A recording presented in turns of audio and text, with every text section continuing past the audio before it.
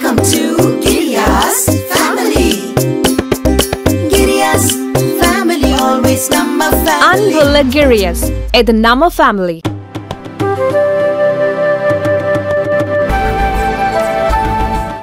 வாக்குப்பதிவு தமிழகம் முழுவதும் நடைபெற்று கொண்டிருக்கிறது. சென்னையிலே காலை 9:15 வரையிலும் 10% தான் வாக்குப்பதிவு நடைபெற்றது. தமிழகம் முழுவதும் 17-18% வாக்குப்பதிவு நடைபெற்றதாக தொலைக்காட்சி தகவல். இதை வாக்காளர்கள் அதிகரிக்க வேண்டும். வெயில் என்று பார்க்காமல் வாக்களிக்க வேண்டும்.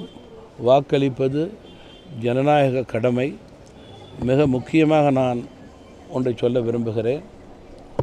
ஒரு 5 நொடி தான் வாக்காளர்கள் தாங்கள் விரும்பும் சின்னத்திற்கு பட்டனை அமுக்குவது.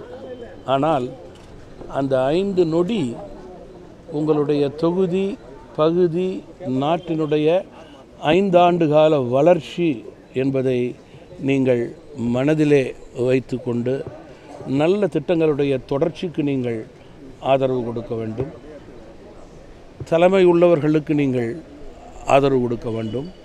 உங்களுடைய ஒவ்வொரு வாக்கும் நாட்டினுடைய பொருளாதார உயர்வும் பாதுகாப்பும் என்பதை நீங்கள் மனதிலே வைத்து வாக்களிக்க வேண்டும் என்று நான் கேட்டுக்கொள்கிறேன். மேலும் இன்று கூட நான் வாக்களிக்க வந்தபோது 2 பேருக்கு வாக்குகள் மறுக்கப்பட்டிருக்கிறது, வாக்குரிமை. காரணம் அவருடைய பெயர் இல்லை என்கிறார்கள். ஆனால் இவர்களுக்கு உரிய அட்டவணை இருக்கிறது. ஏன் பெயர் இல்லை, எப்படி பெயர் இல்லை என்பதற்கு பதில் இல்லை. குறிப்பாக வீட்டில் உள்ள தலைவருக்கு பெயர் இருக்கிறது, அவர்களுடைய மனைவிக்கு பெயர் இல்லை என்பது ஆச்சரியமாக இருக்கிறது. அதுபோல் 2 பேர் நான் வாக்களிக்கும் போது தங்களுடைய வாக்குரிமை கடமையை தாங்கள் சரிவர செய்ய முடியவில்லை, அதற்கு அவர்களை அனுமதிக்கவில்லை. காரணம் அவர்கள் பெயர் இல்லை என்று கூறி மிகவும் வருத்தத்தோடு சென்றார்கள். இது போன்ற நிலை இருக்கக்கூடாது. உடனடியாக தேர்தல் ஆணையம் இவைகளையெல்லாம் சரிபார்த்து வாக்களிக்கக்கூடிய உரிமையை அவர்களுக்கு உடனுக்குடன் வழங்க வேண்டும்.